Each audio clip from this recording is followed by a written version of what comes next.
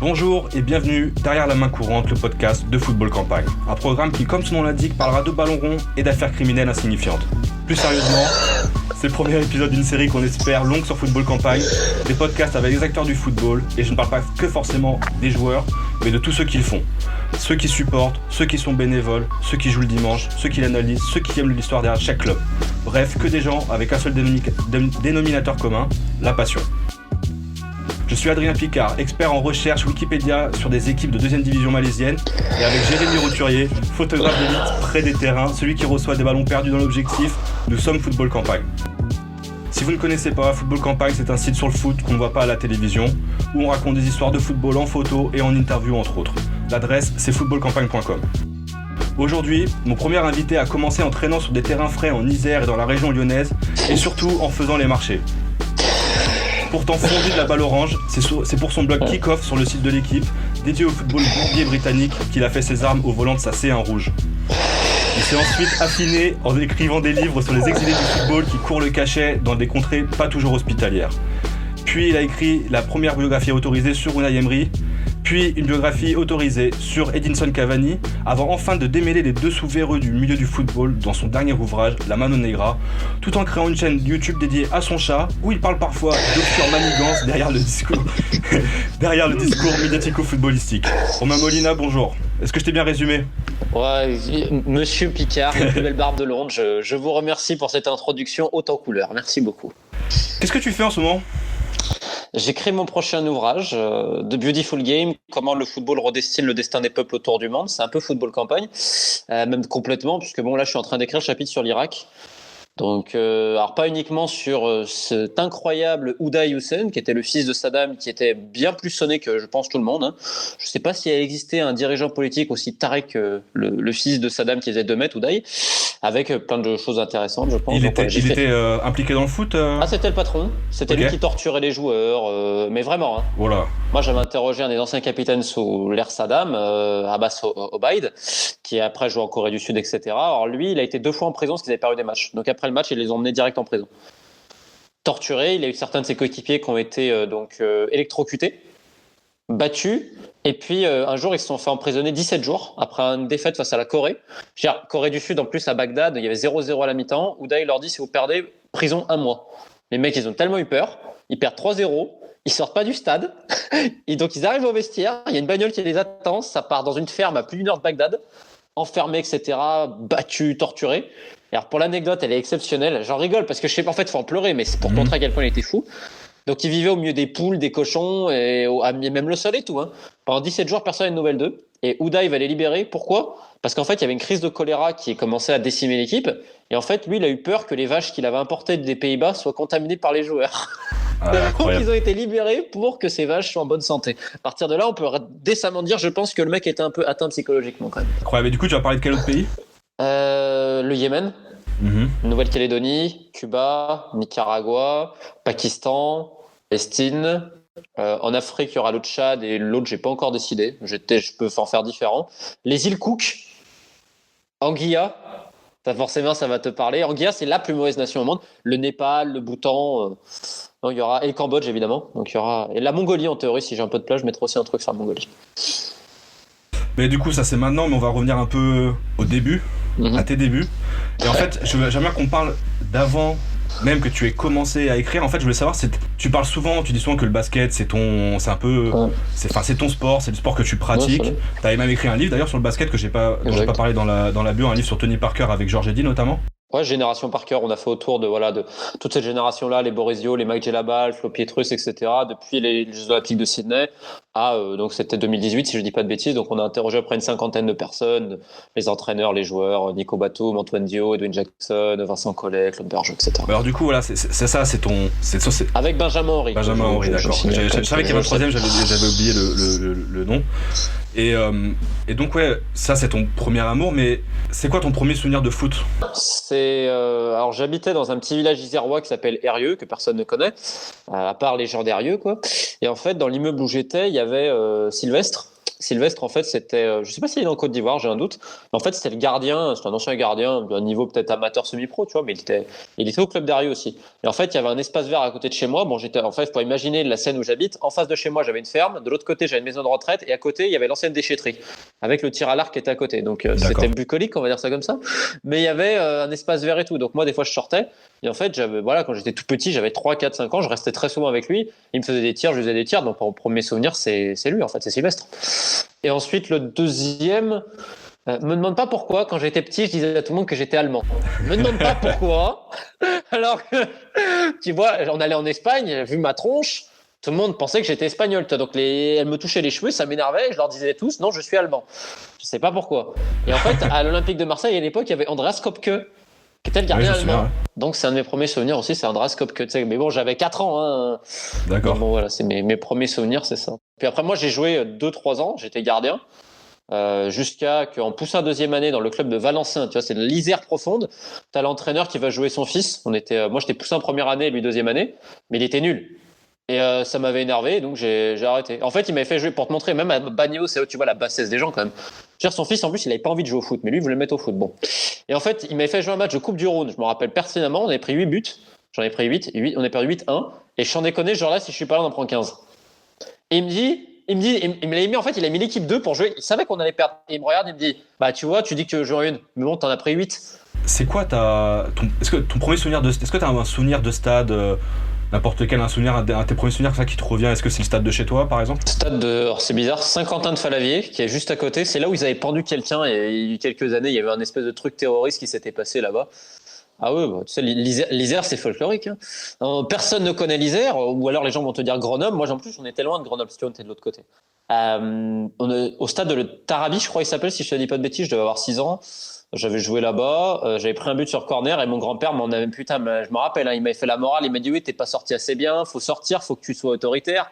Et après un tournoi en salle à Diemos, qui est un autre village dans le coin, où j'avais remporté le trophée de meilleur gardien, j'avais 6 ou 7 ans. J'étais pas exceptionnel, tu vois, mais j'avais 2-3, voilà, pour le niveau, ça allait, quoi, j'étais correct. Donc voilà, mes premiers souvenirs. Si je me souviens bien, il me semble que ta première expérience journalistique, on va remonter un peu plus proche, c'est dans une rédaction de basket. Alors du coup, qu'est-ce qui t'a fait écrire sur le foot, en fait? Moi, j'ai toujours aimé le foot, mais c'est vrai que mon sport, ça restera toujours le basket, et je préfère le basket au foot. Après, c'est dur de dire je préfère, mais oui, en termes de pratique, même pour voir un match, je préfère largement voir un match de basket qu'un match de foot. Par contre, le basket n'a pas le côté 360 degrés qu'a le football, je m'explique. C'est-à-dire que le football aujourd'hui, c'est partie intégrante de la vie, non seulement des gens, mais également de la vie étatique, j'irais même jusqu'à là. C'est-à-dire qu'aujourd'hui, le foot peut être utilisé comme un objet de recherche, culturel, social, historique, politique, géopolitique, mafieux, tout ce que tu veux, humain aussi. Et en fait, c'est un acteur clé de la mondialisation. Et c'est vrai que le basket est important dans certains pays. Je peux penser à la Lituanie, à la Serbie, la Grèce, la Turquie, mais il n'a pas la dimension qu'a celle du foot. C'est-à-dire que ça dépasse absolument tout, ça dépasse même l'entendement. Et en fait, c'est toute cette dimension historico-culturelle politique qui m'intéresse vraiment à travers le foot et les destins incroyables. Et puis dans le même temps, il y a aussi une autre chose qui est une logique économique, c'est qu'il y a très peu de gens qui survivent en écrivant sur le basket. Ou alors, il faut écrire sur la NBA, tu vois. Mais bon, moi, c'est pas ce que je préfère déjà la NBA. Je suis nostalgique de la NBA des années 2000, on va dire, des Sixers d'Iverson et Mutombo, des Lakers de Kobe et Shaq, surtout des Kings de Divac, le White Chocolate, Jay Williams, C. Webb, Stojakovic, Duke Christie, après Mike Bibby, Bobby Jackson, Rick Adelman, Ray Allen, Glenn Robinson, Sam Cassell aux Bucks, ensuite Larry Brown et les Pistons, les nouveaux bad boys encore ils n'étaient pas tellement bad boys, ils étaient durs mais sans plus, avec Billups, Ben Wallace, Rashid, Hamilton et tout ça. Donc moi je suis nostalgique de cette époque-là si tu veux. Et si je retrace bien, donc ta première expérience autour du foot, c'est avec le blog Kick-Off? Non, c'est en fait, avant j'avais créé un webzine autour du foot francophone qui s'appelait Shark Foot, qui prenait en charge la France, la Suisse romande et la Belgique francophone surtout. Parce que j'ai toujours eu cette idée d'associer un peu la francophonie, tu vois. Donc à la base c'est ça, j'avais créé, on était pas mal monté, et c'est à partir de là en fait où j'ai pu. Après c'est un magazine qui est sorti en Suisse romande, 13 numéros, où j'étais rédacteur en chef à 20-21 ans si je ne savais pas de bêtises.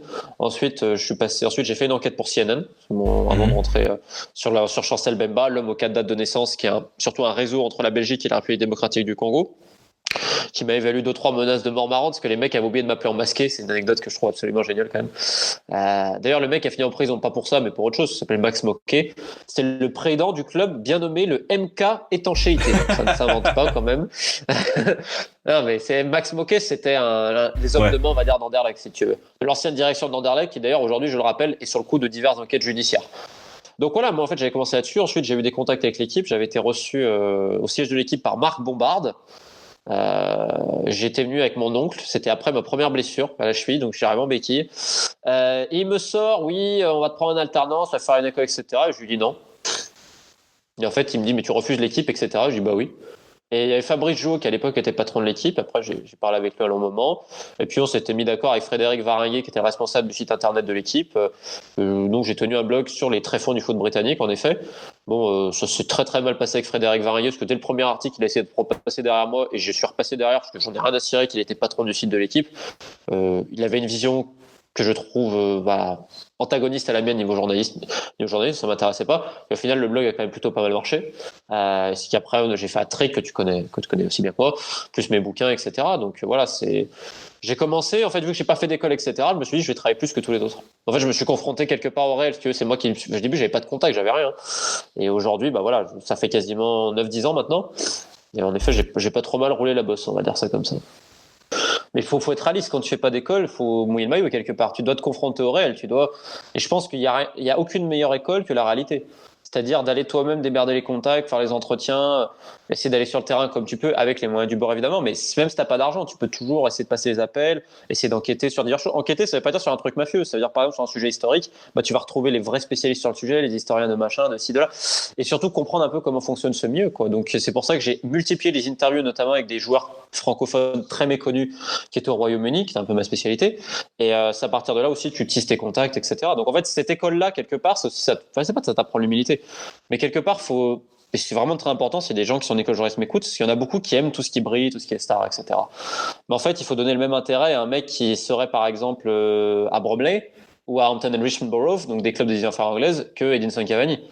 Moi, j'aime te dire franchement, si tu me donnes, je vais te donner une anecdote. La dernière fois que je suis allé à Londres, c'était pour la sortie de mon bouquin sur Emery, donc qui était traduit, etc. Donc j'ai vu un de mes amis d'enfance, mais le joueur que j'ai contacté pour passer du temps, c'est Stéphane Ganvoulou. Ah oui, qui joue à Staines, non? Un truc comme ça? Ouais, exactement, qui est un mec de 6-7e, parce que c'est un mec super. Et on n'a pas pu se voir, etc. Mais tu sais, j'ai pas cherché à voir des gens. Pourtant, j'en connais des mecs de première, mais j'en ai rien à foutre. Moi, tu vois, Stéphane, c'est un mec que j'adore. Et si je vais à Londres, je m'en fous qu'il joue en 6-7e ligue anglaise. C'est tout, c'est mon pote, et voilà. Et j'ai pu tisser des relations avec des gens comme ça. Bon, au final, ça m'a aussi énormément appris, tu vois, sur le milieu du foot, etc. Mais tu vois, justement, entre ce que tu fais aujourd'hui et ce que tu faisais il y a 10 ans, c'était quoi ta démarche il y a 10 ans quand tu faisais Shark Foot, justement, que t'allais... c'était... Ok. Faire ce que j'ai envie. Mais justement, ce que t'as envie, c'était quoi? C'est vraiment juste partager, expliquer... est-ce que c'était par exemple à travers le football, expliquer comment les gens vivaient? Alors ça, j'avais pas ce recul, j'avais pas, on va dire, Bon, j'étais pas non plus débile, tu vois, mais j'avais pas, c'est normalement avec l'expérience. Dans 10 ans, je vais dire, putain, qu'est-ce que j'étais con à 28 ans. J'espère me dire ça. D'ailleurs, j'espère être un peu moins con chaque jour, autrement je m'inquiéterais. Mais bon, quand je vois mon niveau de connerie, je peux m'inquiéter, je sais pas si ça marche vraiment. Et non, plus sérieusement, c'est vrai qu'aujourd'hui, bon, j'ai d'autres aussi centres d'intérêt, mais j'ai toujours été très curieux, je m'intéressais un peu à plein de choses. C'est vrai que par exemple, ce qui m'intéressait énormément, moi, c'était vraiment l'aspect culturel, social des clubs, historique, et de comprendre qu'un club de football, au final, ça importe aussi pour des gens et pour une ville. Que ce soit au niveau du tourisme, au niveau de la visibilité, et au niveau également de l'appartenance. Et quelque part aussi, le club de foot, c'est un excellent moyen de lutter contre la dépression. C'est con ce que je vais dire, mais tu sais très bien si tu as fait des petits clubs anglais, etc., parce que tu vois l'importance que ça a dans la vie des gens. Et qu'au final, c'est un lieu de rencontre. Le stade est un lieu de rencontre aussi. Il y a plein de gens, t'en as fait plein des statuts aussi bien que moi, tu vois des gens qui viennent là depuis des années, etc. Et je trouve qu'il y avait un côté familial absolument incroyable. Et de l'amour, au final, on en reste à l'amour. Parce que tout ce que je fais, je le fais par amour. Je pense que moi, c'est pas le luxe, l'argent. Moi, c'est l'amour qui me motive. L'amour et ensuite des combats que j'essaye de mener. Donc en fait, ce que je faisais il y a une dizaine d'années, c'est déjà d'essayer d'ouvrir les yeux et de raconter des histoires en me disant, t'as plein de joueurs qui sont essorés par la tireuse médiatique. Moi, je suis personne. Donc je vais aller rencontrer les gens dont on parle jamais. Et puis j'ai toujours eu un faible pour l'outsider, ça c'est peut-être mon destin personnel parce que je suis un joueur de basket, tu vois, un petit peu semi-pro. J'étais champion de Gibraltar quand même, je tiens à le signaler. Ah, mais félicitations, je savais pas. Et la coupe de Gibraltar aussi. La coupe de Gibraltar qui est une coupe en plastique, je tiens quand même à le signaler.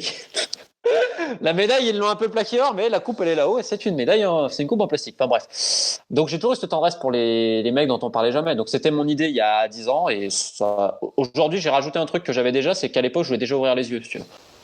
C'est-à-dire ouvrir les yeux sur ce qui nous entoure et même parler de ce qui m'intéresse. Moi, tout ce genre de sujet, il y a des trucs je peux pas. Quand je vois de la détresse, de l'injustice, etc. Depuis que je suis gamin, depuis que je défendais la veuve et l'orphelin quand j'avais 3 ans. Ma mère, elle me racontait des anecdotes et même des gens que je connaissais, mes anciennes profs me racontaient des trucs. Je défendais déjà la veuve et l'orphelin. Un jour, je m'étais rebellé parce que la petite Céline, tu vois, pour l'anecdote, j'avais 4 ans.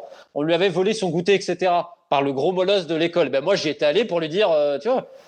Bah, j'étais comme ça, tu vois. Donc bon, on peut pas changer. Je dois tenir ça de ma mère, je pense. Donc ou de mon père, les deux. Donc voilà. Mais j'ai pas changé à ce niveau-là, je pense. Avant de parler d'Angleterre et d'Écosse, du coup, tu parlais de Shark Foot et notamment de Suisse, tout ça. Et j'aimerais que tu m'expliques un peu. Enfin, c'est quoi parce que moi, je ne connais absolument. Enfin, je connais très peu le foot suisse. Même si je regardais un peu, je me souviens dans ma jeunesse. Il est marrant. Mais j'aimerais que tu me parles un peu du foot suisse. C'est quoi les stades? C'est quoi les genres d'ambiance que tu trouves autour des stades en Suisse et tout ça? Qu'est-ce que écoute, le premier match que j'ai vu en Suisse, c'est un match de Lausanne, du Lausanne Sport. J'ai vu le Lausanne Sport contre Neuchâtel Xamax à l'époque quand il était détenu par le Tchétchène Boulat Chagayev. Mais c'est les meilleurs. Boulat et son vice-président Islam Satouyev, c'était des malades. C'était moi. Ils avaient un transporteur géorgien, tu sais pas vraiment ce qu'ils transportaient. Eux, c'était. Mais tu vois, c'était. Le mec payait personne. Mais dans le même temps, il avait donné un sac de sport rempli de cash à son directeur de la sécurité pour qu'il aille au fin fond de la Suisse alémanique à Winterthur acheter un bus Mercedes. Comment un mec qui n'a soi-disant pas de pognon, il te met, un bus Mercedes tout neuf, ça coûte de l'argent quand même. Et pour l'anecdote, à l'époque, lui, il avait vraiment de l'argent. À une époque, il avait de l'argent. Et en fait, quand Kadyrov un jour était venu en Suisse, donc le gouverneur en Tchétchénie, c'est son grand ami. D'ailleurs, quand lui partait en Tchétchénie, il achetait toujours beaucoup de trucs pour Kadyrov. Bon bref. Un jour, il y a une boutique de luxe à Genève, dont j'ai perdu le nom, mais je connais les gens qui l'avaient. En fait, ils ont privatisé le truc pour Kadyrov. Kadyrov a fait amener du champagne, etc. Enfin bref, il se met une mine dans la boutique. Finalement, il achète rien, il en laisse pour je sais pas combien de frais. Et qui va régler ça? C'est Boulat, c'est le mec qui avait acheté Neuchâtel Xamax. Donc il avait quand même, tu vois, du fric. Par contre, c'était toujours en cash. D'ailleurs, son premier business, c'était quand même le trafic de bananes dans les années 90. Ça, c'est beau. À travers le Vietnam et tout. Mais les histoires des Russes, j'adore. T'as toujours un mec. Il y a une histoire, tu dis l'autre, il trafique des bananes. Roman Abramovich, il commence avec des canards en plastique. C'est génial comme histoire. Et donc, les Suisses, si tu veux, j'ai fait des matchs à Carouge, au Stade Lyonnais.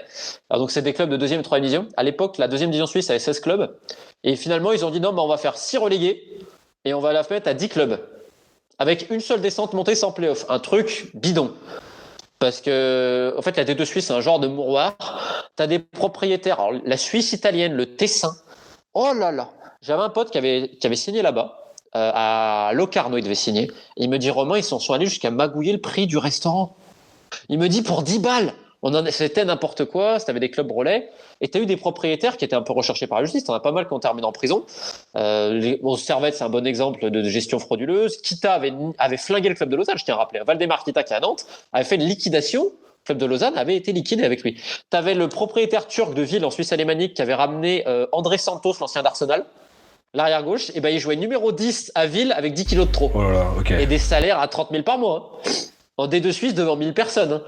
Et à côté, tu as quand même des clubs populaires en Suisse. Tu as le club de Haro, qui est un club souvent qui est en D2 Suisse, je crois qu'ils sont en D1, qui faisait quand même toujours un petit peu de monde. Tu as Saint-Gall, qui est un club probablement populaire. Tu as IB, quand même, le club de Young Boys. C'est vrai que sur la Suisse alémanique, tu as un peu plus de côté populaire. Mais tu as quand même des clubs historiques en Suisse romande. Je pense à Neuchâtel Xamax. Alors certes, ils vont jamais faire trop de personnes, mais tu as quand même un bassin de fans qui va rester. Ils sont descendus sur remonter. Tu as évidemment Sion, le valaisan présidé par le très folklorique Christian Constantin, qui c'est le Lucky Luke des présidents. Il vire ses entraîneurs plus vite que son ombre. Là, il a viré ses joueurs aussi très vite au moment du coronavirus d'ailleurs. Ouais, en même temps, si les mecs refusent, il peut s'appuyer sur le droit suisse. Je suis pas sûr que les joueurs ils obtiennent bien de cause. Et à l'époque, tu avais en fait, si tu veux, des clubs, j'ai presque envie de dire, de villes périphériques comme Delémont, qui est dans le Jura suisse, qui était monté en 2e division avec le regretté Olivier Baudry.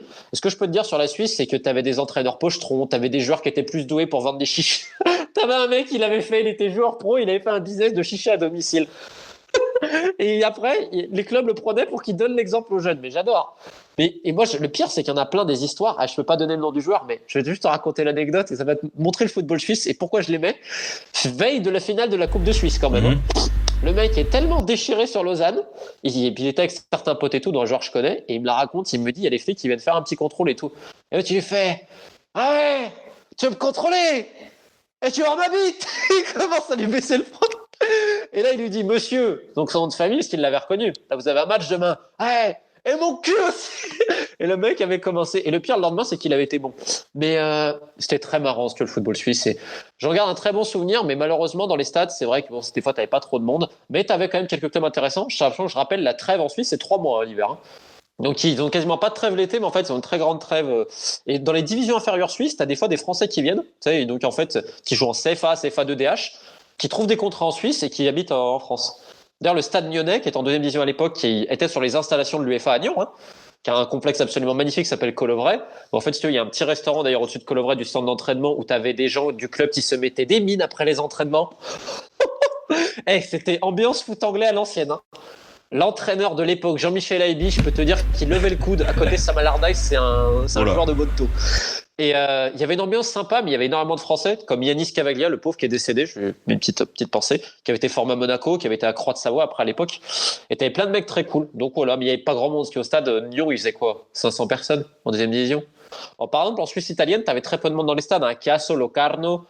Pourquoi aussi? Parce que Bellinzone, qui avait fait faillite. Parce qu'en fait, c'est aussi des villages, des villes qui sont pas très grandes démographiquement. Mais c'est vrai que c'est comparé à l'Écosse, qui est un pays encore plus petit, l'Écosse, en termes de ratio spectateurs par habitant, la Suisse n'est pas dans les meilleurs, mais n'est pas non plus catastrophique, parce que tu as quand même Bâle aussi. On rappelle quand même que Bâle fait beaucoup de monde, Young Boys quand ça va aussi. Et puis je te dis, tu as Saint-Gall, qui est un vrai club de foot, Haro, tu as des clubs comme ça. Donc c'est intéressant, mais tu en as des autres, tu as des terrains en Suisse. Oh, faut y aller. En fin fond de l'hiver, à Kriens, Winterthur, Ville et Wohlen. Oh là là! C'était un genre de conférence en Angleterre. Hein. Ah ouais. Wohlen? Oh là!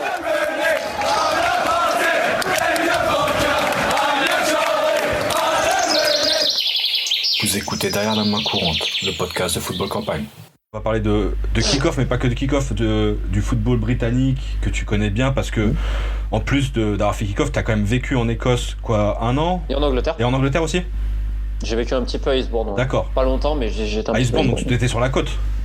Exactement, je voulais être à côté de la mer.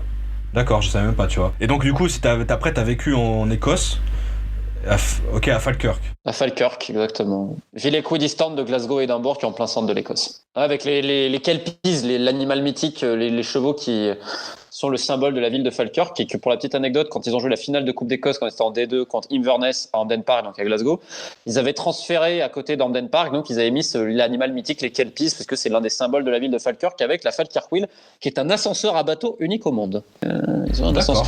Et à côté de Falkirk, tu as... comment ça s'appelle? Grangemouth. Stenensmere et Grangemouth, je crois que c'est à Grangemouth, c'est une ancienne usine, vraiment, mais limite, il y a une odeur absolument exécrable.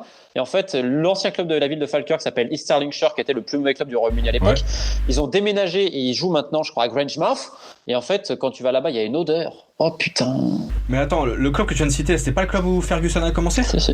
Qui après est devenu le plus mauvais club du Royaume-Uni. Il y avait un bouquin à ce sujet-là, The Worst Football Team in Britain. Oui. Pointless. Tout à fait. Pour ceux qui comprennent l'anglais, c'est un titre assez marrant.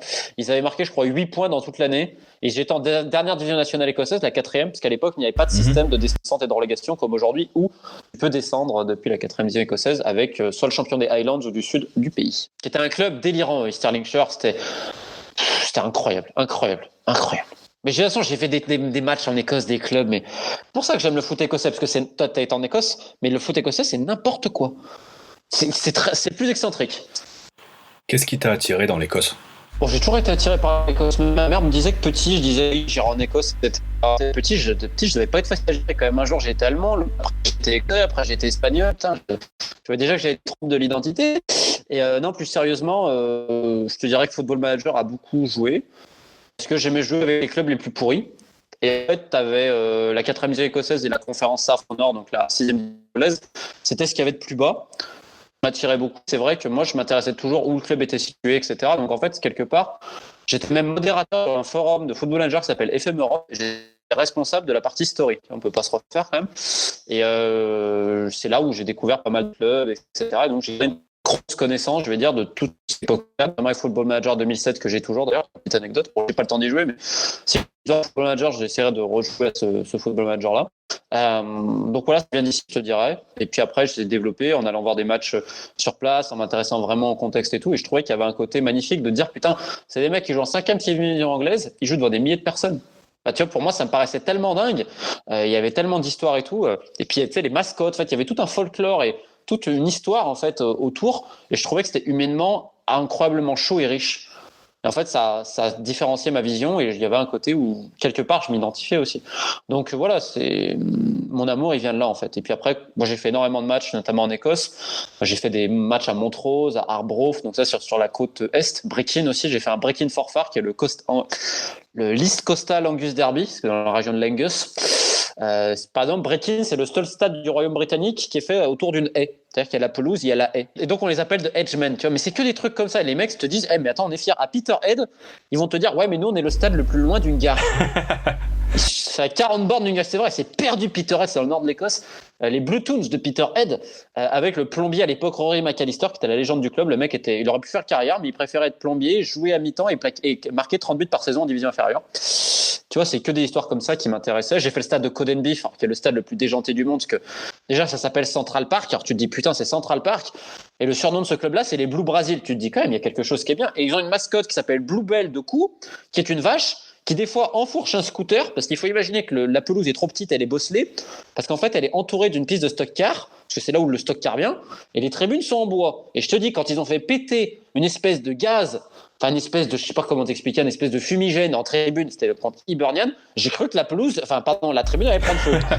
Je me suis dit, parti comme c'est parti, parce que là les normes oublient. Hein. Et donc, des fois, la vache, elle enfourche un scooter, elle fait des tours de scooter, il y a le match, hein, et elle prend un drapeau du Brésil. Et la légende dit qu'en fait, il y a un type, un jour, il était un peu bourré, il regarde l'équipe, il joue en bleu, Codenbeath, et il dit, putain, on est tellement fort, c'est comme regarder le Brésil. Donc, c'est devenu les Blue Brazil. Et pour l'anecdote, à la boutique du club, ils te vendent quand même du rhum, du whisky et des cookies. Si c'est pas un club attirant, je sais pas ce qu'il vous faut. Ah, c'est génial, ça. Mais ils avaient Armand Honnet, un Français que je connaissais. Armand Honnet, c'est un costaud. Il faut imaginer qu'un jour, il y a un club, les maillots, ils ont dû en faire un confectionné spécial pour lui parce qu'il ne rentrait pas dedans. Donc, ils avaient dû faire un XXXXL, je déconne pas. Et donc, en fait, il y avait à l'époque une pub pour Pizza Hut. Et eux, ils avaient remixé la chanson de Pizza Hut pour lui.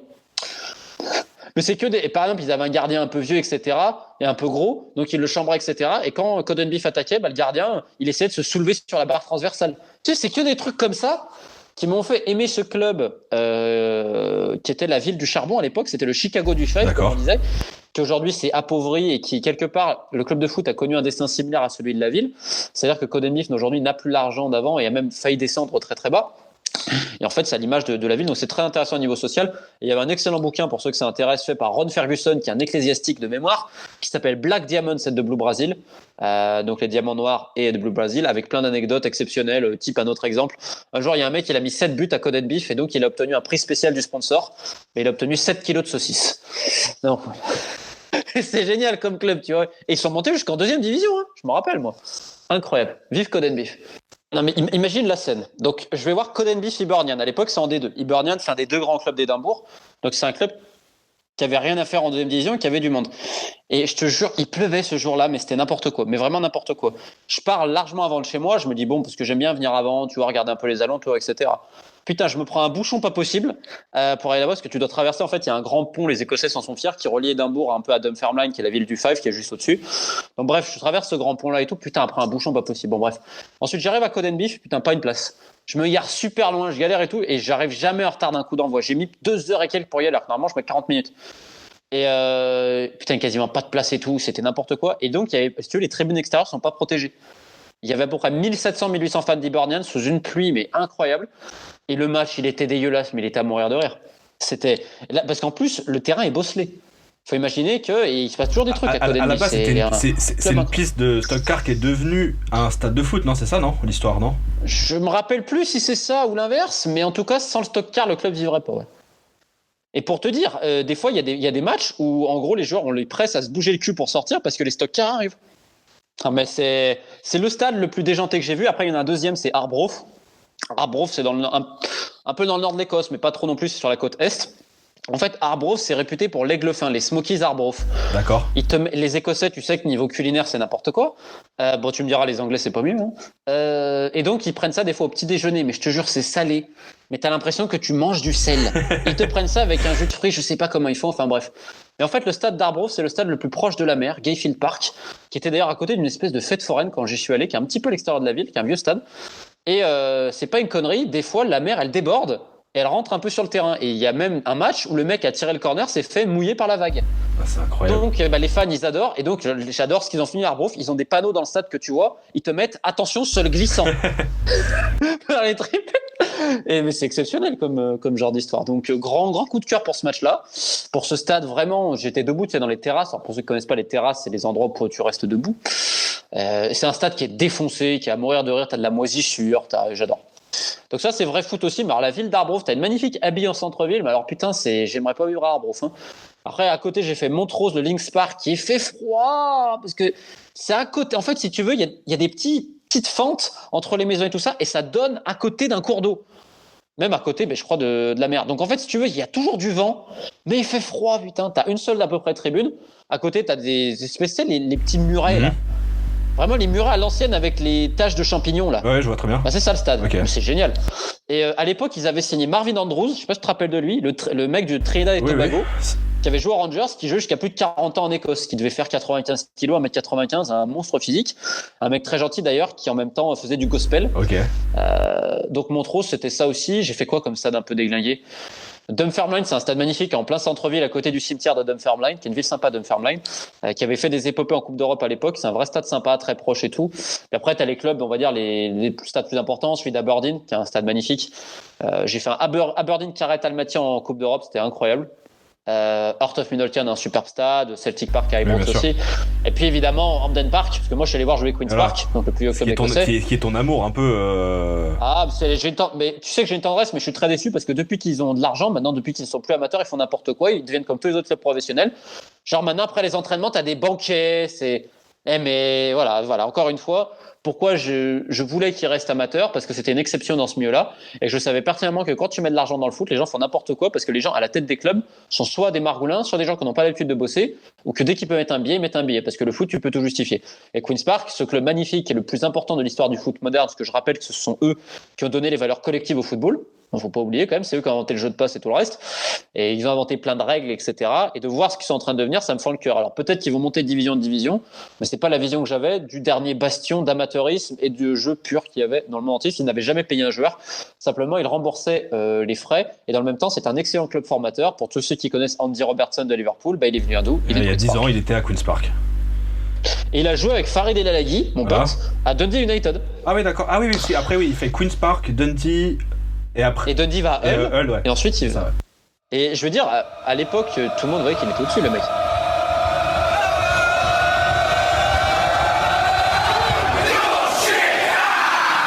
Derrière la main courante, le podcast de Football Campagne. Dans la continuité de ma question sur l'Écosse, quels stades t'ont marqué en Angleterre? Maidenhead, York Road. Le plus vieux stade à abriter continuellement la même équipe au monde. Continuellement. Donc ils ont même une plaque commémorative FIFA. Et en fait, si tu veux, dans le clubhouse de Maidenhead, tu as des photos notamment d'un supporter, je crois qu'il était mort. Il était habillé en Batman, en Robin. Enfin, c'est assez excentrique comme club. Tu avais à peu près 300 personnes. J'y étais allé un jeudi soir. Ils jouaient contre Concord Rangers à l'époque en 6e division anglaise, où les fans de Concord Rangers chantaient Coco, Coco, Coco. C'était à mourir de rire. Ils avaient des joueurs en surpoids, donc ça me fait toujours fait marrer. Tu avais les mecs qui mettaient leur bière à côté, mais vraiment, c'était à côté du stade, enfin à côté de la pelouse. Et à côté, il y a 2 strip clubs, si je te dis pas de bêtises, à côté du stade. C'est pas pour moi, mais peut-être pour toi. Et j'ai testé les strip clubs en arrivant à Londres. Je ne vais pas mentir. Moi, non, mais en tout cas, ça m'a fait marrer. C'est incroyable. Berkshire, j'ose même pas imaginer ce que ça doit être, et je ne veux pas imaginer. Et en fait, c'est un stade où ils étaient en train de refaire un petit peu une tribune avec aussi la boutique, ce qui fait que moi, j'ai acheté une écharpe de Maidenhead dans le coffre d'une bagnole. C'est-à-dire que le mec qui avait ça, il l'avait mis dans son espèce d'espace Kangoo là. Et après le match, il a ouvert l'espace Kangoo, il m'a dit t'en veux une, et donc j'ai acheté mon écharpe comme ça, à la bonne franquette évidemment. Très belle expérience pour moi. Et alors, eux, ils avaient Richard Paquette. J'ai une petite parenthèse sur Richard Paquette. Richard Paquette, c'est un journeyman, comme on appelle ça, comme son cousin qui s'appelle Jefferson Louis. Peut-être que tu connais. Ils ont fait à peu près 25 clubs à eux deux, et je crois qu'ils ont joué 1 ou 2 fois pour l'équipe de Dominique. Et Richard Paquette, je crois que c'est un prof. Et en fait, avant de rentrer, tu vois qu'il a mis son protège-dents et tout. Richard Paquette, il a pas joué au foot, il a mis des coups. Il est pas rentré pour. Il est attaquant, hein. Il est pas rentré pour mettre des buts. Il est rentré pour. Mais je te jure, il a mis des coups de latte. Et là, j'ai dit, ça, c'est le vrai foot, les gars. Ça, c'est le vrai foot. Ah ouais. Donc, ça m'a fait rire. Donc, Maidenhead. Et je te dirais un autre stade qui m'a. Bah, je te dirais Griffin Park, stade de Brentford. C'est un stade magnifique qui a une âme avec son pub, comme ils disent, à chaque coin de rue, en fait, au final. Mais et il déménage à 600 mètres, là. Bon, écoute. C'était mon premier match en Angleterre. C'était un 1er janvier. C'était Farid qui m'avait invité, justement. Brentford-Bournemouth en Ligue 1, donc en 3e division anglaise, avec David James qui était gardien à Bournemouth. 0-0. Il y avait Clayton Donaldson à Brentford, un mec folklorique quand même, parce que lui, c'est un genre de Sidney Govou, mais qui continue à jouer à 35 ans. Un mec. Mais lui, c'est incroyable comme il arrive à jouer au foot. Hein. Parce que quand je te dis que quand il sort, il rigole, il n'est pas là pour rigoler, lui. Donc j'en garde un très bon souvenir de Griffin Park. Le stade de Crystal Palace aussi, c'est Selhurst Park. J'ai eu la chance de faire un Crystal Palace Hull City avec Kevin Phillips, qui avait 39 ans à l'époque, attaquant de Crystal Palace, qui avait mis un triplé ce jour-là. Et c'était la grosse époque de Yannick Bolasie avant sa blessure et de Wilfried Zaha. Et Jonathan Williams, qui était un super milieu de terrain, je trouvais. Donc c'était vraiment, vraiment sympa. Ça me rappelle aussi, j'ai fait un walking Hereford un lundi soir en 5e division anglaise, quand Hereford était sur le point de mourir. Ouais. Et j'ai vu un truc qui m'avait touché, putain. C'est qu'il y avait des centaines de fans d'Hereford qui étaient venus, alors que leur équipe, elle était catastrophique. Devant, ils avaient un mec qui s'appelait Michael Ricketts. Oh, il avait du bide. Oh, putain. C'était, tu sais, vraiment à l'ancienne. C'est-à-dire, le mec d'1m90, 100 kilos, lui balance des ballons de vin. Il était pas fit, c'était incroyable. Et eux, ils encourageaient leur équipe, etc. Et ça m'avait bouleversé le cœur, parce que tu avais une rangée de personnes qui étaient, qui pouvaient pas marcher, qui étaient en fauteuil roulant. Et ils avaient des pancartes, etc. pour essayer de drainer quelques fonds pour leur club et tout. Et je me suis dit, et t'as des enculés qui sont en train de, parce qu'ils ont volé le club, etc. Et je voyais la pureté des gens qui récoltaient. Ça m'a fait mal au cœur. Je te jure, ça m'a fait mal au cœur, putain. Sur ta chaîne YouTube, début juillet, t'as aussi cette tradition de parler des premiers tours de Coupe d'Europe, de Champions League et d'Europa League, et notamment des clubs britanniques et irlandais. Et je voulais savoir si tu as eu l'occasion d'aller sur ces stades aussi. Non, jamais fait de match live là-bas. Par contre, j'ai beaucoup fait avec des streamings pourris. D'accord. Hein, j'ai même récupéré des streamings lituaniens pour voir l'époque P de Crusaders à l'époque, et donc l'un des clubs majeurs de Belfast qui garde ses joueurs depuis des années. Alors c'est semi-professionnel, il faut imaginer que le football nord-irlandais, bon certes t'as Linfield qui est le très gros club, le plus aimé, le plus détesté du pays, ceux qui sont à Windsor Park, le stade de l'équipe nationale. D'ailleurs c'est pour ça qu'ils ont plus d'argent que les autres, parce qu'en fait la fédération nord-irlandaise loue le stade à Linfield. D'accord. Enfin bref, il y aurait beaucoup à dire. Et Crusaders, c'est un club très très sympathique, et ils avaient réussi à passer un ou deux tours des fois, et en fait eux à chaque fois il leur manquait un joueur. C'est-à-dire qu'un jour, leur capitaine, Coates, si je dis pas de bêtises, il était encore en vacances à Benidorm, parce qu'il n'avait pas prévu que les mecs aillent aussi loin en Coupe d'Europe. Le coach, un jour, Baxter, il n'était pas là lors du premier match, qu'il avait déjà réservé en fait ses vacances des mois à l'avance, et il pensait pas qu'ils allaient se qualifier en Coupe d'Europe. Tu vois, c'est que des histoires comme ça où ils ont Hitley, qui est leur meilleur joueur, c'est un ailier de poche plutôt très fort joueur, je trouve, pour le coup, qui aurait pu aller faire une carrière quand même meilleure que ça. C'est un employé de banque, et un jour, l'Ulster Bank a refusé de le libérer, quoi, pour jouer un match de Coupe d'Europe. Donc c'est toutes ces histoires-là qui sont intéressantes. T'avais les universitaires de Cardiff. Oui, cet été, oui, il me semble, qui... Et ils ont failli passer. Hein. Ils ont perdu pas passé de justesse contre un club luxembourgeois. Non, ils sont pas passés. S'ils sont passés le tour préliminaire, des préliminaires, et quand ils arrivent au premier tour réel, ils perdent face à une équipe luxembourgeoise, et en fait ils perdent 2-0 je crois à l'aller, et au retour ils vont gagner 2-1 un truc, mais ils leur ont mis le feu au retour. Enfin ils ont mis le feu au kick and rush, hein, vraiment à l'ancienne, long ball tout le match, mais ils leur ont mis le feu. Donc c'était très intéressant à suivre, et c'est vrai j'ai une tendresse, tu vois, comme je dis toujours pour l'outsider. C'est vrai qu'en même temps ça m'a permis de découvrir d'autres clubs, principalement en Europe de l'Est, mais c'est vrai que je me sensibilise beaucoup l'Irlande du Nord, Pays de Galles, Irlande, Écosse, et dans le même temps j'ai un petit regard tendre aussi pour le championnat arménien, parce que c'est très marrant. D'accord. En Arménie, on découvre des trucs, tu te dis, attends, il y a des joueurs du Nicaragua, d'Haïti, du Burkina Faso, d'Argentine, c'est quoi le problème ? C'est génial. Tu te dis, attends, le propriétaire, il est pas en prison, lui ? J'adore. Tu t'es aussi fait le spécialiste des pionniers britanniques dans le football, et de ce qu'ils ont apporté. Est-ce que tu peux m'en parler un peu plus ? Ouais. Les pionniers britanniques, oui, parce que c'est eux qui ont exporté le football à travers le monde, à travers les voies de l'Empire britannique, notamment les voies maritimes. Je rappelle toujours qu'au final, le football est arrivé dans le monde entier par bateau, hein. Et que le premier contact entre le football et la population, c'est souvent des marins. Et d'ailleurs, ça avait créé un peu des émeutes. Il y avait même des fois les flics qui étaient intervenus, parce qu'ils se demandaient qu'est-ce que foutaient des jeunes hommes, comme ils disaient, qui étaient tout rouges et qui couraient derrière un ballon, quoi. Ils se demandaient c'est quoi ça. Donc oui. Puis après, c'était quand même réservé aux classes un peu hautes, hein. Il y avait Parce qu'il faut bien imaginer, par exemple, quand tu vas à Huelva, donc c'est une ville andalouse qui est la capitale de la province la plus à l'ouest de l'Andalousie, qui est frontalière avec le Portugal. En fait, il y avait les mines du Rio Tinto et tu avais des coins spécialement réservés en fait aux Britanniques qui exploitaient justement les mines. Donc en fait, si tu veux, ils vivaient quelque part complètement dans leur monde, c'est-à-dire avec quelques petits tournois de tennis et de cricket, ou d'ailleurs, pour la petite anecdote, tu avais le sandwich au concombre, le thé, etc., parce qu'ils le mettaient encore dans les petits prospectus qu'ils donnaient pour expliquer, tu vois, c'était un peu les attractions de la vie de l'élite, on va dire, anglaise qui venait là-bas. Britannique en général, tu avais aussi quand même quelques Écossais et des banquiers allemands. Tu avais beaucoup d'Allemands qui ont eu l'influence aussi, on en parle très très peu. Les Allemands ont une vraie influence dans le développement du foot. À Malaga, par exemple, tu as un mec qui a énormément influé à ce niveau-là. Mais Malaga, après, c'est très compliqué parce que personne ne sait vraiment qui a créé le premier club de Malaga. Il y a eu plusieurs dénominations. Enfin bon, bref, c'est encore autre chose. Mais même au Yémen, tu vois, au Yémen, tu avais la colonie britannique de Aden, parce qu'à l'époque, le Yémen était divisé en deux. Enfin, le Yémen a toujours été divisé, tu me diras, et va continuer à l'être dans pas longtemps. Et en fait, vu que c'était une colonie britannique, et ben en fait, au Yémen, on a commencé à jouer à Aden, qui est donc un grand port, et en fait, qui est au sud du pays, parce que les Britanniques ont ramené ce sport-là.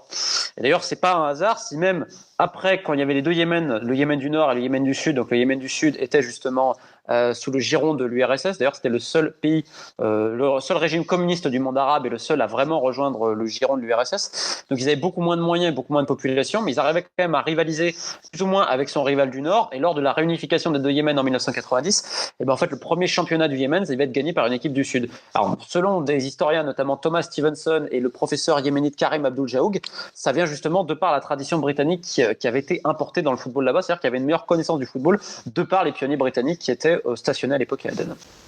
Donc en fait, c'est quelque part, par une petite histoire, tu vois la grande histoire. Et c'est ce que j'essaye de voir avec Huelva, avec plein d'autres choses. Et en fait, je trouve que c'est des histoires absolument incroyables. Il suffit de regarder le professeur écossais Hutton, qui a été le parrain, on va dire, le père fondateur du football en Argentine, et son club de Alumni, qui est toujours aujourd'hui très fameux dans l'histoire de ce pays là-bas. Je voulais revenir vite fait sur l'Espagne, et notamment la région donc, andalouse où tu vis, et j'aimerais te demander juste quel stade tu conseillerais, s'il y avait un stade à conseiller dans cette région pour voir un... Cadix, c'est un vrai public. C'est un vrai public. Ils sont sur le point de monter en Liga. C'est un club magnifique. Voilà, c'est tout. Pour ses fans, pour la ville, pour son carnaval, pour ses femmes, pour ses fêtes, pour ses. Bon, je sais pas comment ils font pour bouffer leur putain d'oursin de mer là, qui te vendent autour de la cathédrale ou autour du marché, qui est excellent. D'ailleurs, je vous conseille de flâner dans la ville, Barrio de la Viña et tout ça. C'est une ville sublime. C'est différent de toutes les autres. C'est Cadix, c'est la Havane avec plus de chic. La Havane, c'est Cadix avec plus de noir, comme dit la chanson des années 80. Les gaditanos, les jaunes, allez à Cadix. Et puis pour terminer le petit tour d'Europe, j'aimerais bien que tu parles d'une région qui est voisine de la tienne. C'est la région de Gibraltar. Et que tu nous expliques un peu comment se passe le championnat local, parce que c'est un peu particulier et tu as assisté à plusieurs matchs et j'aimerais bien que tu nous décrives un peu comment c'est. En place forte aussi dans le foot, quand même, Séville. T'es quand même oublié, mais bon, t'es obligé de faire. C'est deux stades incroyables que je conseille vivement. Gibraltar, écoute, donc bon, c'est une enclave britannique située sur la pointe sud de l'Espagne. Donc bon, tu passes la frontière et en fait, quand tu passes la frontière, tu as rapidement la piste d'atterrissage. C'est un des aéroports, une piste d'atterrissage les plus courtes au monde. Elle est considérée dans les 5 plus dangereuses au monde parce qu'elle fait pas 2 km de long. Et en fait, juste après, tu as une station Repsol, donc une station d'essence, et ensuite tu as Cepsa ou Repsol, Cepsa. Et ensuite, tu as le stade. Donc, ce qui fait qu'en fait, comme moi j'ai fait, quand t'es pas habitué, t'as des avions des fois qui décollent ou qui atterrissent à quoi, 500 mètres, même pas, et ça fait un bruit, ça fait un truc de chaleur. Quand t'es pas habitué, genre les équipes d'Andorre, quand elles étaient venues en préliminaire, elles se sont dit mais c'est quoi ce bordel, qu'est-ce qui y arrive? Parce que t'as des avions qui décollent et qui atterrissent en plein match avec des champions, c'est génial. C'est un synthétique qui est dégueulasse, que tout le monde joue dans le même stade, parce qu'il n'y a pas d'autre stade, parce qu'ils veulent construire un stade depuis très longtemps, mais soit il n'y a pas les budgets, soit ils n'arrivent pas à s'accorder, parce que ils voulaient le mettre sur la pointe très très sud, mais le problème c'est qu'il y a beaucoup trop de vent. Ouais. Donc là, ils essayent de refaire le stade, etc. Ils ont fait un championnat, une seule division. Ils ont enlevé la deuxième division. C'est un fiasco absolu. Parce qu'ils se prennent pour des professionnels, la Ligue à Gibraltar. Depuis que tu as mis de l'argent et du professionnalisme, ils se prennent pour ce qu'ils sont pas, la plupart. Mais pour bien expliquer, donc à Gibraltar, comme tu disais, il y a un stade. Et le championnat se joue sur le même terrain. Et en fait, c'est quoi? C'est genre la même journée. En fait, à l'époque, quand tu avais un match de D1, un match de D2, des fois un match de jeunes, ouais, t'as deux matchs par jour. Ouais. Donc ça joue tous les jours sur le stade en fait. Tous les jours sur le stade, quasiment. Ouais. Okay. Donc le stade est dans un état. Et en fait, vu qu'il n'y a pas vraiment de terrain d'entraînement, t'en as un petit à côté du stade. C'est vraiment des trucs minimes. Et en fait, t'as la fédération qui te le loue une fois par semaine au club. En fait, les clubs doivent louer des terrains en Espagne, en Andalousie. Donc les clubs qui ont des bons moyens, ils vont louer, il y a des complexes plutôt corrects. Autrement, les autres, ils vont à la Linéa, qui est la ville frontalière, qui est un mouroir pas possible. Suffit de voir la pauvreté et tous les trafics qu'il y a dans cette ville, qui est une ville de 100 000 habitants quand même, faut imaginer le truc. Hein. T'as des coins, c'est vraiment des bidonvilles. Hein. Mais quand je dis des bidonvilles, des fois je me suis perdu là-bas parce que je raccompagnais un pote qui joue en première division gibraltarienne. Et putain, je te jure, ça fait flipper. Hein. Donc c'est un coin très particulier. C'est à côté de là où il y a une industrie de l'époque de Franco, qui est aujourd'hui le coin le plus pollué d'Europe, et c'est là où il y a le plus de cancers. Donc c'est un coin sympa. Et donc les joueurs vivent à côté de ça. T'en as certains qui vivent en Espagne et tout, mais t'as des terrains très corrects. Après, il faut faire quoi, 30 minutes de Gibraltar, ça va 25-30 minutes. Et ils font venir des joueurs un peu de partout. T'as quelques Français chaque année qui viennent là-bas. T'en as, ils menaient une vie, c'était incroyable. Les mecs, ils se shootaient tous les jours au shit, etc. Et s'il y avait entraînement le soir et tout, c'était un délire. Mais après, ils ont bien progressé quand même. Globalement, les meilleurs clubs, t'en as 2-3 clubs. T'as Lincoln, qui est le champion quand même hégémonique, j'ai presque envie de dire. T'as aussi Europa, qui est plutôt sympa, avec notamment Liam Walker, qui est le meilleur joueur gibraltarien, qui avait joué à Portsmouth à l'époque. Et en D1 israélienne, à Bnei Yehuda, qui est un joueur qui a rien à foutre à Gibraltar. C'est le mec qui est le plus payé du championnat et qui les mérite totalement, parce que lui, il a vraiment une grosse classe. Et ils ont un sélectionneur très sympa, l'Uruguayen Julio Ribas, qui est le père de Sébastien Ribas, qui était l'ancien capitaine de Dijon. Julio Ribas, avec qui j'ai passé des moments à discuter foot pendant des heures et des heures où j'ai rigolé, putain. Oh là là. Julio, c'est un mec, tu prends Bielsa, tu le mets en uruguayen, il y a des similitudes, quoi. C'est un penseur du jeu, c'est un penseur de vie, c'est un mec qui est obsédé par son boulot, mais il faut le voir. Moi, j'étais dans son bureau au stade, parce qu'il faut imaginer que le stade, attention, le bureau, c'est un truc où tu rentres, il y a une chaise et une table, et pas plus le bureau. Et il était avec son kawaii, c'était les kawaii à l'ancienne, là. Et vraiment, mais il avait le maté, évidemment, on a partagé un maté, mais c'est un moment très très très sympa. Et d'ailleurs, pour la petite anecdote, l'équipe nationale de Gibraltar, ils ont les frères Cascaro, dont l'attaquant qui joue encore, Lee Cascaro, a 37 ou 38 ans, s'est cassé la jambe, il est policier, et c'est un joueur qui est plutôt bon en plus, c'est un bon joueur de foot. Donc voilà, il y a plein d'histoires sympas quand même à Gibraltar. C'est dommage que malheureusement les gens qui dirigent les clubs soient des margoulins.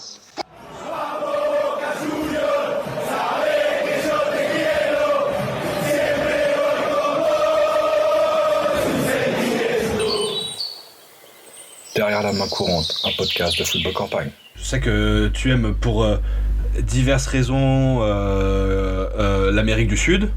Je sais que tu y as voyagé un peu, on en parlait en off, tu as été en Argentine, en Uruguay, en Colombie, j'en oublie peut-être, c'est tout. Qu'est-ce que tu conseillerais des choses qui t'ont marqué, des clubs qui t'ont... Écoute, moi, le premier truc qui me marque, c'est que j'arrive à Buenos Aires, j'arrive un 25 décembre à Buenos Aires, j'arrive pour Noël. Bon, déjà l'aéroport c'est un chaos, en même temps c'est l'Argentine, c'est un chaos. En fait c'est un chaos plus ou moins organisé. C'est-à-dire que tant que tu sors... Donc tu prends soit un bus, soit un taxi ou machin, mais c'est le 25 décembre, il n'y a pas grand-chose au jour de Noël. Bon bref, des genres de taxi. Et en fait, le taxi, t'as pas de papier, t'as rien, ça hurle ton nom au milieu, enfin c'est exceptionnel. Le mec, c'était un fan de River, et c'était juste après qu'ils aient gagné, tu sais, cette fameuse Libertadores contre Boca, en Espagne. Et donc, et le mec, c'était il y a quelques jours avant, ils étaient revenus en Argentine. Et donc, évidemment, au bout de 5 minutes, ça parle de foot. Parce qu'en Argentine, en Uruguay, s'ils ne parlent pas foot dans 5 minutes, c'est qu'il y a un problème. Et je lui dis, t'es River ou Boca ? Enfin, il me demande, moi, si je lui dis non, moi pas trop, je ne cite plus recruter, il me dit, moi je suis River. Et là, il sort son téléphone portable, il est en train de conduire, et il se tourne derrière moi, on est sur l'autoroute, hein. Il me montre les vidéos, et tu voyais le bordel, tu voyais les gens, ils attendaient sur des kilomètres et tout à l'époque. Et donc, toute ma conversation avec le mec, c'est ça. Et après, il me dit, prends mon numéro si t'as besoin, moi, il n'y a pas de problème, je te prends quand tu veux, je te fais visiter, etc. Donc ça, c'est le premier contact que j'ai avec l'Argentine, c'est que le mec, il conduisait pas vraiment. Il conduisait en regardant d'un œil, et de l'autre côté, il regardait ses vidéos sur son portable pour parler de River, de Gallardo et de Quintero et tout ça. Donc c'était un bon souvenir déjà. Je te coupe 2 minutes, mais ça me fait penser à cette histoire, justement, parce que tu parles de cette finale, donc il y a un documentaire, encore une fois, de Copa 90 sur ce sujet, fait par un ami à nous chez Football Campagne qui est Eli Mengem. Je l'ai vu, il est très fort, très bon documentaire. Justement, il y a justement, c'est dans le sens contraire cette fois-ci, parce qu'il rencontre un chauffeur de taxi qui est fan de Boca, et qui devient leur chauffeur de taxi, en fait, tout le voyage. Et il y a une scène incroyable dans ce documentaire, et je vous invite à aller le voir sur YouTube, c'est gratuit, c'est 55 minutes, c'est du pur bonheur. Et il y a une scène incroyable où il raconte quand River descend, et quand River est relégué il y a une dizaine d'années à peu près, il me semble, et il pleure. Le chauffeur de taxi il est en train de conduire, justement, un peu comme ton histoire, et il raconte quand River descend et il pleure de joie. C'est ça qui est incroyable. Et enfin, c'était une des anecdotes. Ils ont un rapport fusionnel. Et puis bon, l'autre truc qui marche, c'est qu'on arrive à l'hôtel et il te donne une map un peu touristique, etc. Et tu vois que dans la map touristique, t'as la Bombonera et t'as les 2 stades, quoi. T'as eu l'occasion d'aller dans ces stades-là ou t'as fait nos stades peut-être? Je suis allé dans les quartiers. Parce que bon, le quartier de la Boca, c'est un des quartiers les plus visités de Buenos Aires. Et mais ils te mettent vraiment, tu vois, sur la map, quoi. C'est la première fois que je vois ça. C'est-à-dire même tu prends une map de Londres, t'as pas en évidence Stamford Bridge, l'Emirates, etc. C'est pas aussi important. Et c'est un petit détail. Et puis après, écoute, quand tu parlais en taxi, etc., il faut savoir que la monnaie était dévaluée de moitié. Donc en fait, nous, on marchait énormément. Quand je dis énormément, c'est 10, 15, 20 bornes. Et des fois, pour rentrer, tu vois, tu prends un taxi, ça prenait 2-3 euros, donc en plus, ça coûtait rien, c'était vachement bien. Et à chaque fois, les discussions, c'était foot. C'était vraiment impressionnant. Tu peux pas s'empêcher. Et puis, tu sais, les porteños, parce que bon, en Argentine, ils vont te dire que les porteños, c'est comme en France, ils vont te dire les Parisiens, c'est différent. Mais c'était à mourir de rire, parce qu'ils ont leur accent chantant, à mourir de rire.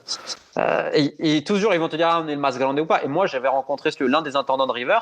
On s'était donné rendez-vous un matin et il avait ramené son père qui était là lors de la construction du Monumental. Donc c'est un mec qui a 90 ans, il était tellement content de parler, etc. En plus, c'était quelqu'un qui avait voyagé un peu en Europe. C'était un moment magnifique. Et la manière dont ils en parlent, je te dirais que c'est une manière très poétique et très lyrique et très enflammée d'en parler du foot. Faut pas s'étonner en fait, Da Fonseca, il joue pas un rôle. Hein. Ouais, c'est normal. Da Fonseca, en fait, c'est sa culture. Il faut voir que c'est vrai que les plus grands commentateurs peut-être de foot, la manière les plus romancées, ce sont des Uruguayens et des Argentins. On peut évidemment penser à Victor Hugo Morales, quand même, quand il va traiter Maradona de cerf-volant cosmique, si je dis pas de bêtises. Mais à qui se dit, je vais dire, c'est un cerf-volant cosmique. Et tu vois, il y a un côté, ils arrivent à parler de foot comme on parlerait d'une femme. Bah, c'est bien dit. J'aime beaucoup cette citation. C'est pas mal. Ouais, hein c'est pas mal. Dans la même veine, est-ce que tu peux parler de ce que tu as vu en Uruguay, par exemple? Après, Montevideo, le foot, il est super présent.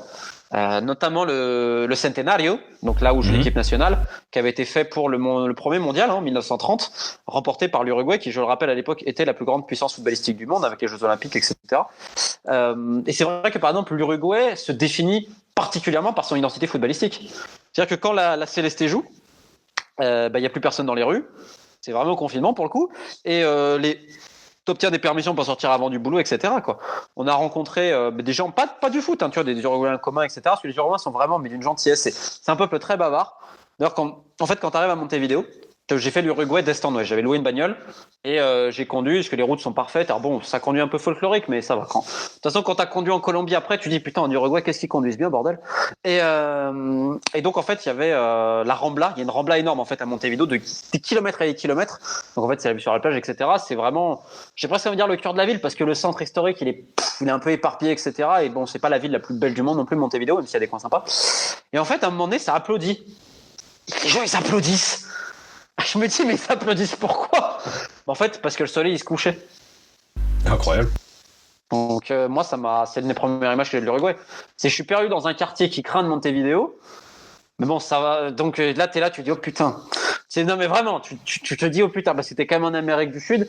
Et quand il y a un taxi qui te dit, ouais, maintenant, le gouvernement, ils ont mis entre le chauffeur et toi, si tu veux, t'as un truc blindé pour éviter les vols, les agressions, etc. Alors que l'Uruguay, c'est le pays le plus calme d'Amérique latine, même si ces dernières années, tu as eu une recrudescence un petit peu de la violence, principalement dans la capitale, parce que c'est vrai que les alentours et l'intérieur, comme ils appellent ça, la province, c'est quand même très tranquille, c'est un autre monde. Après, je me suis jamais senti en danger en Uruguay, on va être très clair, c'est quand même très, très, très tranquille, mais il faut faire un petit peu attention à certains quartiers. Enfin bref. Et en fait, si tu veux, vers la plage, tu as plein de terrains improvisés et les gens y jouent. D'accord.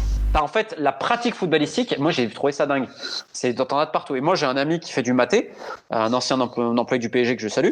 Il m'avait raconté une anecdote quand il était, il s'appelle Romain Grandstein, hein, je peux le dire. Hein. Il m'avait raconté une anecdote quand il était en Uruguay. Il me dit un jour, ça jouait un petit peu vers la Rambla, etc. Et donc lui il s'est arrêté pour voir. Et au bout de 10 minutes, il y a un mec qui arrive, il vient le voir et lui fait tu veux jouer avec nous? En France, j'ai jamais eu ça. Hein. Il y a un côté fraternel que j'aime beaucoup. Et c'est vrai que l'Uruguay, c'est un vrai pays de foot. La Colombie aussi, mais moins quand même. Si tu veux, le foot est très présent dans la vie colombienne, mais il y a d'autres choses. En Uruguay, en Argentine, c'est une obsession. D'ailleurs, ils te le diront tous. Hein. Ça me fait penser à ce que me disait le père d'Ander Herrera, que j'avais interrogé à l'époque à la Gare de Séville. C'était l'ancien directeur sportif de Saragosse. D'accord. Et on parlait de tout, etc. Et on parlait d'Ander, parce qu'Ander a connu Bielsa à Bilbao. Il rigole, il me dit Marcelo, c'est un terroriste du foot. Je rigole, je dis pourquoi. Il me dit c'est trop.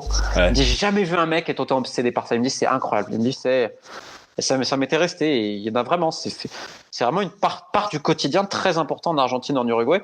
Et tu le vois aussi à quel point les stades sont annoncés, tu vois, par des panneaux.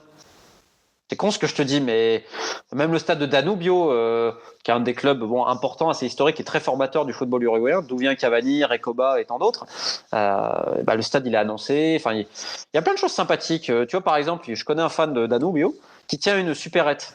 Et quand il va voir les matchs et qu'il ferme sa boutique, il met un petit papier, il écrit, il dit pardon, je reviens dans 2 heures, je suis allé retrouver mon amour.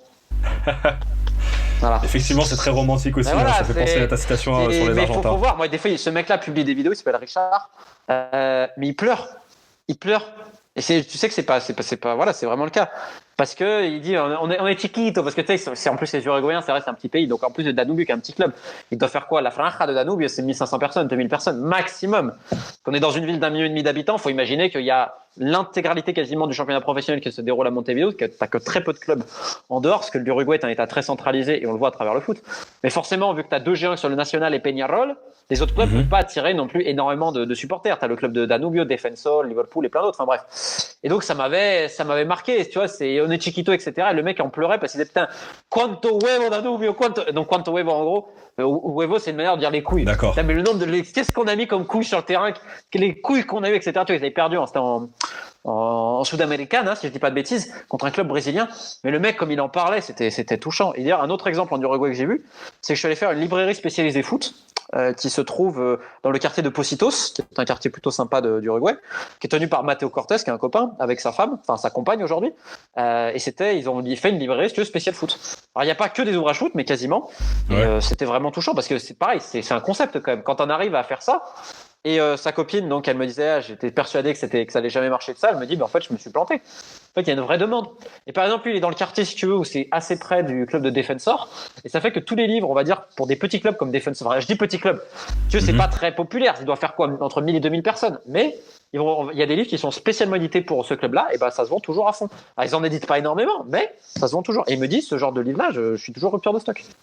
Des places partout derrière, me fais pas chier. Attends, toi aussi, non? T'as raison. T'as raison. Faut me casser les couilles, non? T'as raison, Thierry. Qu'est-ce que tu veux que je te dise? Non, t'as pas. Derrière la main courante. On va parler encore de 2 endroits avant de terminer. Le premier dont j'aimerais parler, c'est la Corée du Nord, parce que tu y as été aussi. Exactement. Et c'est quand même quelque chose sur lequel j'aimerais bien que tu parles, parce que moi j'ai envie que tu parles du match que tu as été voir. Ouais, j'ai fait pour ça. Et de cette ambiance dans le stade que tu as déjà décrit notamment dans 1 ou 2 vidéos, mais j'aimerais bien que tu en reparles, parce que c'était déjà un match complètement drôle sur le papier. Contre Hong Kong, il faut l'expliquer, Hong Kong. Donc déjà, Corée du Nord face à Hong Kong, on est quand même sur 2 modèles politiques complètement opposés. Et ensuite, footballistiquement parlant, on parle donc d'une équipe de Hong Kong qui est quasiment composée, tu me corrigeras, mais de joueurs naturalisés, des Espagnols, des Croates, des Nigérians, des Anglais, voilà. Des Brésiliens. Face donc à l'état le plus fermé au monde. Qui est la Corée du Nord. Est-ce que tu peux, et en plus est-ce que c'était un match avec les équipes seniors ou c'est des équipes c'était qualif de Coupe d'Asie, c'était le match décisif pour la qualification à la Coupe d'Asie 2019. D'accord. Et donc est-ce que tu peux raconter un peu, décrire un peu l'ambiance dans ce stade? Il y avait combien de personnes déjà dans le stade? Écoute, il y avait du monde, hein. Moi, si tu veux, j'avais parlé, c'était quoi, 2 jours avant le match ou la veille, j'ai un doute, avec le sélectionneur de Corée du Nord qui était un Norvégien, qui était dans le même hôtel, etc. Je l'avais raté un soir parce que j'étais malade comme une bête là-bas. La bouffe en Corée du Nord, c'est une horreur. C'est une horreur. J'ai pris une chiasse, mais comme t'as pas idée. C'était incroyable. Et donc, un soir, j'étais tellement malade, je devais descendre l'interview, mais c'était pas possible. Et finalement, le lendemain, je l'ai vu. J'étais tout seul avec lui, etc. Il y avait sa femme ou pas? Non, il n'y avait pas sa femme. Et lui, attention, c'est un mec qui a été en Bundesliga et tout. C'est pas non plus. Oui. Et on avait parlé un long moment, et il m'a dit, tu verras, je joue 4-4-2 à plat. Je dis pourquoi? Il me dit, tu comprendras avec mes 2 milieux de terrain. Et j'ai compris le lendemain. Alors il m'expliquait là comment ça se passait et tout. Puis il avait commencé il buvait un petit peu quand même, le mec. Moi je bois pas, si tu veux. Donc d'ailleurs ça avait énervé les Coréens parce que je ne bois pas d'alcool. Et eux, en fait, la boisson nationale, c'est la bière là-bas. Il paraît qu'elle a pas beaucoup d'alcool, mais moi, je ne bois pas. Donc, Et lui, il avait tendance à se mettre de la bière et de l'alcool de riz. Donc, à la fin, il m'a dit des trucs. Bon, ça restera entre lui et moi, on va dire ça comme ça. Donc, arrive le match. Et il m'avait dit, la veille, il m'a dit, ils ont invité 20 ou 30 000 étudiants. Et ils avaient vraiment invité 20 ou 30 000 étudiants. En fait, si tu veux, normalement, il y a entre 15 et 20 000 personnes qui viennent. Et là, il y avait 40 000 personnes à peu près. Alors, stade impressionnant, etc. Ils ont plusieurs stades. D'ailleurs, ils ont une avenue à Pyongyang, c'est l'avenue des pavillons sportifs, où tu peux faire du sport gratuitement. Tu as des vraies installations pour chaque sport. Et ça, par contre, c'est un truc qu'on pourrait s'inspirer, parce que je trouve que c'est bien pour le coup. Et donc, si tu veux, ce qui était exceptionnel, c'est qu'il y avait des capots en bas des tribunes, parce que les mecs, ils savaient pas quand applaudir et quoi faire. Donc, en fait, il y avait des dégagements de gardiens et des fois, il y avait des hurrahs. Et genre, à un moment donné, il y a une action dans la surface, je te jure, il y a un mec, un Coréen, il se fait sécher. Normalement, dans n'importe quel stade, tu sais, ça va gueuler. Bah là, non. Mais à un moment donné, ils vont gueuler pour un dégagement de gardien. Parce qu'en fait, ils savaient pas comment faire. Et donc, ils faisaient quasiment des chorégraphies, parce qu'en bas, tu avais des espèces de capots qui leur disaient quoi faire avec les gestes, etc., quoi. J'étais très surpris parce que lors des l'hymne, je m'attendais que c'est que le grand mort sur l'hymne national. Bah, pas du tout. Ça chantait, mais c'était pas. Par contre, quand ils chantaient vraiment en chœur, il y avait un mec à côté qui habite en Corée du Sud qui m'a traduit et qui nous disait ouais, là ils sont en train de dire on veut un massacre. Et puis après, il chantait à la gloire de Kim Jong-un, donc avec la montagne sacrée, le mont Paektu, etc. C'était à mourir de rire parce que il y avait de l'ambiance, hein, je rigole pas. Mais vu qu'en fait, t'avais la moitié des gens qui ne connaissaient pas le foot, qu'ils ont ramené au stade, qui ne savaient pas quand applaudir au bon moment. Donc c'était très comique. Et en bas, tu avais des capots qui leur disaient quoi faire, c'était top. Après, j'ai vu un match correct, attention. Hein. Ouais. Dans le sens, tu avais les deux milieux coréens, mais il y en a un, c'est un genre de redondo coréen. Hein. Le mec, il lève la tête, non mais je rigole pas. Hein. Pied gauche, pied droit, tout à une touche de balle. Je dis, mais attends, mais c'est qui ce mec? Et j'ai compris après pourquoi le mec m'a dit, il y a des joueurs qui peuvent jouer en Allemagne. Et je te confirme, il y en a 2 ou 3 qui sont vraiment très forts. Après, pour sortir du pays. Après, ce qui est très marrant, c'est que la Corée aime bien que les joueurs sortent du pays parce que vu qu'ils récupèrent le salaire, il y a 80 ou 90% du salaire, c'est pas aux joueurs. Hein. Donc eux, ils sont contents quand les joueurs ils viennent à l'étranger, parce que le salaire, c'est pas aux joueurs que ça revient, c'est à l'État. Voilà. Donc ça, c'est le petit secret coréen. Et d'ailleurs, à l'époque, pour la petite anecdote, tu me parlais de Suisse, tu avais des joueurs nord-coréens en Suisse, notamment à Ville, parce qu'en fait, et ça, je peux te donner l'histoire, l'ambassade, c'est bien l'ambassade qu'ils ont en Suisse. Elle avait proposé de l'argent à des clubs suisses pour récupérer notamment des fils de diplomates, etc. Et tout. Et puis aussi, donc, tu as vu donc ce match entre la Corée du Nord et Hong Kong, mais donc aussi l'un des derniers matchs internationaux que tu as fait, même le dernier, c'est ce match qualificatif pour la Coupe du Monde 2022 entre le Pakistan et le Cambodge. Est-ce que tu peux me raconter un peu ce que tu as vu et pourquoi tu es parti là-bas? Enfin, raconte-moi un peu ton voyage. Écoute, j'ai fait Pakistan-Cambodge parce que moi je voulais faire le premier tour des qualifications mondiales 2022, c'est-à-dire les pires nations du monde qui allaient s'affronter. Donc en fait, il y a si tu veux, il y a le tour des qualifications, mais en Asie, en fait, vu qu'il y a trop de pays, et ben en fait, il faut un premier tour éliminatoire pour accéder aux éliminatoires. Donc en fait, c'est entre les 12 plus mauvaises nations asiatiques. Et tu avais Pakistan-Cambodge. Et en fait, vu que le Pakistan ne pouvait pas accueillir à domicile parce qu'il y a des problèmes avec la fédération, encore une fois, la FIFA a dit OK, par contre, on joue sur terrain neutre. Donc décidé au Qatar. Donc je regarde, j'en parle au journal suisse Le Temps. Et ils me disent OK, on prend le truc. Et donc j'y vais. Et je me dis bon, je vais me faire Pakistan-Cambodge. Je me suis dit c'est quand même marrant parce que je connaissais les Franco-Cambodgiens, Thierry Bin, Boris Kok, Soktornva, etc. Alors il y avait que Thierry Bin qui était en sélection là. T'en avais un autre, Danny Kouch, mais j'ai pas pu lui parler. Mais Thierry, je le connaissais. Et au Pakistan, je connaissais le capitaine Hassan Bashir, enfin le vice-capitaine, la plus belle barbe du Pakistan, et d'autres. Et je connaissais beaucoup de monde au Pakistan, donc je vois avec le DTN et tout. Il me dit quand t'es sur place, tu me dis. Et évidemment, il n'y avait aucun journaliste étranger, tout le monde s'en branle, mais quelque part, c'était la finale avant l'heure, parce que c'est le premier match de 2022 qui va se faire au Qatar. On est en 2019. Et le Pakistan a perdu 2-0 au Cambodge à l'aller. Ils avaient pris 2 buts en fin de match comme des imbéciles, comme d'habitude, parce que le Pakistan n'a jamais gagné un match de son histoire en éliminatoire de Coupe du Monde. C'est l'une des pires sélections au monde, alors que bon, c'est quand même l'un des pays les plus peuplés.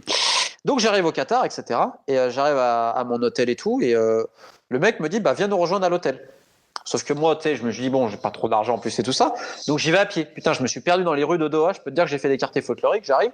Et en fait, j'ai passé 2 jours avec la section pakistanaise, un jour avec les Cambodgiens, même si, pour l'anecdote, le sélectionneur cambodgien, c'est le joueur de foot Keisuke Honda, le japonais. Mais oui, c'est vrai, effectivement, il a toujours ce poste, c'est incroyable. Ah, mais alors attends, qu'il joue au Brésil aujourd'hui. C'est pas ça le pire. C'est qu'il a un adjoint argentin qui est plus ou moins traducteur, etc., qui est là-bas, qui se prend pour le mec, le meilleur entraîneur du monde. Hein. Il a quand même sorti aux joueurs, le staff a sorti, parce que tu sais, normalement, j'allais voir l'entraînement, tu vois, avec eux. Je parlais avec des mecs, bon, j'ai parlé avec l'intendant cambodgien, avec ses 3 mots d'anglais, Bon, c'était marrant, puis surtout avec Thierry, on est resté un moment, tu vois, et Thierry me dit, bah, viens avec nous. Et là, Thierry vient me voir, et là, il me dit, Romain, ils ont sorti que tu allais déstabiliser l'équipe. Je dis, comment ça? Il me dit, ouais, tu sais, le mec, il se prenait, mais vraiment pas pour une heure, pour te dire, il a pris une remontrance des mecs de l'organisation du comité d'organisation 2022 à la conférence de presse la veille en disant, mais vous prenez pour. Il y avait un mec, un Iranien qui était dans le comité, il lui a dit, mais vous prenez pour qui, vous? Vous êtes cru, vous êtes Boca Junior, River Plate? Parce qu'en gros, si tu veux, pour le musée FIFA, etc., ils gardent des traces, ils font des petits reportages, des photos, etc. Le mec a sorti à la FIFA, non, vous allez me perturber mes joueurs. Nous, on est concentrés, on est des professionnels. Mais le mec se prenait pour. Mais est-ce que Honda était là aussi? Honda, il n'était pas à la conférence, mais il était là le jour de match. Je te jure, il était habillé comme un dandy. J'ai cru qu'il allait en boîte de nuit après. Et donc, moi, j'étais avec vraiment. Mais pour imaginer, j'ai mangé avec les Pakistanais et tout. Puis j'ai notamment le vice-capitaine Hassan Bashir, qui a une histoire incroyable, parce qu'en fait, lui, il est proviseur d'école au Danemark. Il a ouvert une école pour la communauté défavorisée, notamment musulmane de Copenhague, en me disant toujours, il me dit, moi, j'en ai marre des écoles donc dites pour la communauté musulmane, qui en fait ont tendance à écarter les communautés plus qu'à les rapprocher. Il me dit, c'est normal que mes potes, ça fait 20 ou 25 ans qu'ils sont là, ils ne savent toujours pas parler le danois. Il me dit, non, c'est pas normal. Il me dit, c'est pas nous qui devons imposer quelque chose, c'est nous, on doit s'intégrer au Danemark. Tant en ayant notre religion et tout ça, parce que lui, il est dans une politique, on va dire, vraiment de rapprochement des communautés. Parce qu'il me dit, j'en ai marre d'entendre. Il me dit, si je suis pas critique envers ma propre communauté, comment je peux l'être ensuite sur les autres? Sur soi, d'ailleurs, il m'a fait rire. À un moment donné, il m'a dit en France, elle s'appelle bien Marine Le Pen. J'étais mort de rire quand il m'a parlé de ça. Et bref, donc lui, il est proviseur et tout ça. Et il me dit, c'est bien d'être proviseur parce que maintenant, je prends les vacances quand je veux. Et il rigole. Parce qu'avant, il était dans le business et de ça, dans la banque. Et en fait, il prenait ses vacances pour jouer avec le Pakistan. D'accord. Le problème, c'est qu'à chaque fois qu'il y allait, il prenait des branlées, quoi. Mais lui, c'est le meilleur buteur de l'histoire de la sélection. Je crois qu'il a mis 9 buts. Et pour te dire, hein, c'est le Pakistan en une vingtaine de sélections. Mais il n'a pu jouer qu'une seule fois au Pakistan. C'était un match contre l'Afghanistan, je crois. Parce qu'après, il y a toujours eu des problèmes lors des qualifications à la Coupe du Monde 2018. Donc, il joue contre le Yémen qui rentre en guerre, donc c'est au Qatar. Le match au Bahreïn, j'ai un doute, je crois que c'est au Qatar. Et donc, ils vont jouer le retour à Lahore, qui est une des plus grandes villes du Pakistan. Et 2 jours, je crois, avant le match, il y a 2 bombes qui explosent et qui font 80 morts. Donc, le match est redélocalisé, etc. En fait, c'est l'histoire éternelle du Pakistan. Au Pakistan, j'ai presque envie de dire que ces matchs de football sont tristes et ces guerres sont joyeuses. Ben, c'est encore autre chose. On pourrait faire la même au Yémen. Et bref, pour terminer ce que je te disais. Donc, on a parlé un long moment, c'était vraiment très sympa. Et il y avait le sélectionneur brésilien et le DTN, et puis il y avait l'entraîneur de gardien. Et l'entraîneur de gardien, il commence à me dire, putain, mais moi j'habite en Andalousie. Il dit, mais putain, j'ai pas pu rester trop longtemps, hein, parce que sinon ma femme elle allait divorcer. Hein. J'étais toujours bourré, mais ça faisait 15 minutes que je lui parlais, mais incroyable. Enfin bref, arrive le jour du match, donc je vais là-bas. Il n'y a personne, évidemment, au stade. On est à peu près quoi? Tu rentres comme dans du beurre, hein, c'est un complexe sportif, un stade, je ne me rappelle plus le nom de ce stade à Doha.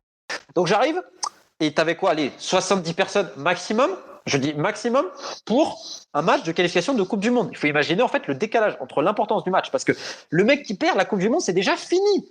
En 2019, c'est déjà fini pour toi, c'est fini. Et au Pakistan, si c'est fini, ça veut dire que pendant 3 ans, il n'y a plus de match. C'est-à-dire qu'il y a toute une génération, c'était quasiment leur dernier match. Les Zesh Rehman, qui était le premier joueur du sous-continent indien à jouer en première ligue, à Fulham à l'époque, c'est le grand défenseur, je ne sais pas si tu te rappelles, quel crâne chauve. Ça ne nous rappelle rien, non? Bon, il avait joué un petit peu, etc. Enfin, il y avait quand même des mecs et tout. Et en fait, j'arrive, donc je me mets derrière les bancs de touche pakistanais. Donc je suis au 2e rang. Et il y a un mec à côté de moi, donc c'était un Pakistanais qui était prof. Et un autre, et il se présente et tout, et en fait c'est un mec qui fait des études d'ingénieur et qui en même temps joue en 2e division qatari de parents pakistanais. Et en fait il s'entraînait avec l'équipe du Pakistan parce qu'il n'avait pas eu ses papiers à temps, et autrement il aurait joué pour l'équipe nationale. Et arrive le match, donc t'as les hymnes nationales, t'as Keisuke Honda à côté qui dit pas un mot. Alors ce qui est déjà, c'est à moi parce que le coach brésilien il parle pas l'ourdou, parce qu'il y a l'une des langues parlées au Pakistan, t'as diverses langues. Mais tous ils comprennent un petit peu l'anglais parce que t'as des mecs qui viennent un peu de la terre entière. T'en as d'ailleurs un qui est venu de Los Angeles, de San Diego. Il n'a pas joué un match, hein, pas joué une minute, écoute bien, c'est un latéral. Il avait un tatouage d'ailleurs dans Believe sur le mollet. Le mec, il a pris toutes ses vacances parce qu'il y avait un camp un peu spécial. Il a pris ses 3 semaines de vacances pour pas jouer une minute. Il a traversé le monde entier. Et le lendemain du match, il devait repartir parce qu'il va rebosser dans 2 jours. Il n'a pas joué une minute. Hein. C'est là où tu vois quand même, faut aimer le foot. Et donc, il arrive le match et le DTN, il est sur le banc parce qu'en fait, il devait crier les consignes, c'est selon les langues. Et sachant que le capitaine m'a dit, on a même un mec qui parle le Pashtun. Mais le problème, c'est qu'il n'y a personne qui parlait le Pashtun dans l'équipe. Donc, il parlait avec les mains, quoi. Donc, t'as le ourdou, putain, j'ai oublié, c'était la 2e grosse langue, bon, bref, j'ai oublié. Et donc, d'ailleurs, je peux te dire que le Pakistanais est très inventif en insultes. Parce qu'à un moment donné, il gueule un truc, le mec à côté, je lui dis, mais tu gueules quoi, là? Ah, il me dit, là, parce qu'il y avait 2 frères, dans l'équipe, le gardien et le défenseur central, c'est 2 frères, les boots. Et il me dit, là, il a crié à l'autre, il a dit, en gros, je vais, comment il lui a dit? Je vais mettre ma bite sur le cul à ta mère, je crois, un truc dans le genre. Mais eux, ils le disent en 2 mots, si tu veux. Ça, c'est créatif quand même. Ils ont un mot pour dire ça, c'est magnifique. Et en fait, la stratégie du Pakistan, et c'est là où tu vas rire, c'est en fait, le Cambodge, c'est vrai, ils sont assez petits. Ils ont peut-être 2-3 mecs à 1m80. Et le Pakistan, je peux te dire que ça mange bien. D'ailleurs, moi, je l'appelle le Big Boys Team. C'est les mecs qui ont été bien nourris par leur maman, je peux te le dire.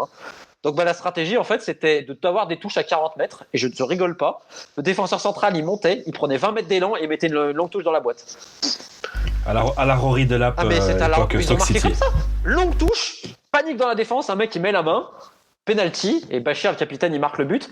Il s'agenouille, tu vois, pour et tout ça. Et là, ils reprennent espoir, parce qu'au début, ils étaient pas bons et tout. Donc, à la mi-temps, il y a un 0. Donc là, tout le monde a espoir, etc.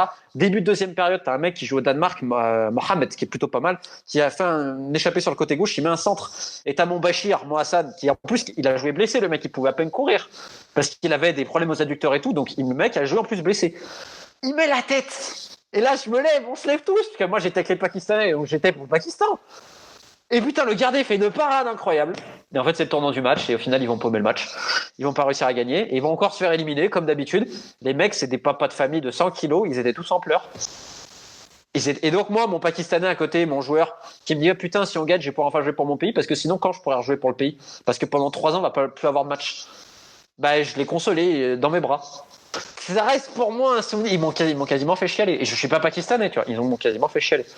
Et les Cambodgiens qui ont fait une aide d'honneur aux Pakistanais, les joueurs ont eu une attitude parfaite. D'ailleurs, c'était marrant parce que le français Thierry Bin, il est rentré après, en deuxième mi-temps, je sais pas pourquoi il était pas titulaire. Et il a mis des tampons. J'ai cru revoir Thiago Motta jouer. Tu sais, toutes les fautes de salope. Thiago Motta à Cambodgien. Je lui dis, il me dit, il faut bien mettre un peu de vis quand même. Ah putain, c'était très sympa. Vraiment, j'ai un truc pur si tu veux, et ça m'a tordu le cœur. C'est des pères de famille, je te dis, de 35 balais, ils ont chialé comme des gamins. Mais c'est bien de parler de ça parce que justement, effectivement, la Coupe du Monde et encore plus celle qui arrive au Qatar est une Coupe du Monde décriée déjà à l'avance.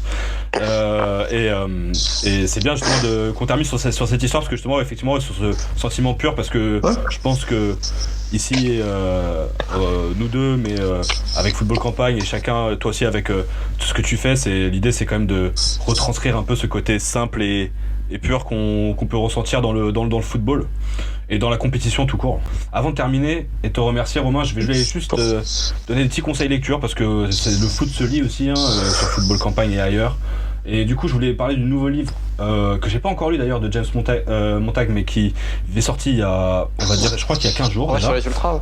Sur les ultras, qui s'appelle, alors je vais vous donner, il faut encore parler anglais les amis, 13-12 Among the Ultras, a Journey with the World's Most Extreme Fans.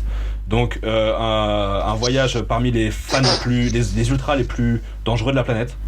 Des Balkans en Argentine notamment. Je crois qu'il a fait l'Indonésie aussi. Alors là, attention. Oh là là. Oui, effectivement, sur l'Indonésie, il y a des ultras assez chauds en Indonésie. Ouais. Oui, si c'est fait courser, je crois, par des mecs avec une machette ou je sais pas quoi. Enfin bref, c'est truc. Et un deuxième livre justement qui parle bien du foot dont tu viens de parler au Pakistan, en Corée du Nord et autres. C'est un livre qui s'appelle From Delhi to the Den, The Story of a Football Most Traveled Coach. C'est l'histoire de Stephen Constantine, un coach anglais qui a été le sélectionneur jusqu'à l'année dernière de l'Inde. Il est resté en Inde pendant 5 ans, mais il a entraîné des pays complètement aux antipodes. Il a commencé au Népal, me semble-t-il, et il a été au Rwanda. En Afrique, il a fait plusieurs pays en Afrique. Je sais pas s'il a pas fait le Swaziland, mais je crois qu'il a fait le Rwanda, c'est sûr.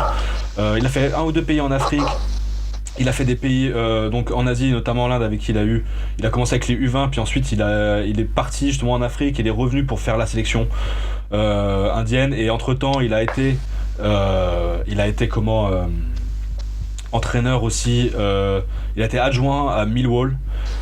C'est un entraîneur qui a une carrière de joueur. C'est un Anglais, mais il a une carrière de joueur dans des ligues inférieures de New York, dans des ligues complètement pour la communauté grecque, des choses comme ça. Il a commencé en D2 chypriote. C'est vraiment aussi pareil. Si vous parlez anglais, je vous conseille ce livre qui est sorti en 2017 et qui est vraiment super pour parler de ce genre de football justement qu'on voit pas à la télévision et dont on parle souvent sur Football Campagne, et dont tu parles aussi de ton côté sur ta chaîne YouTube et dans tes livres.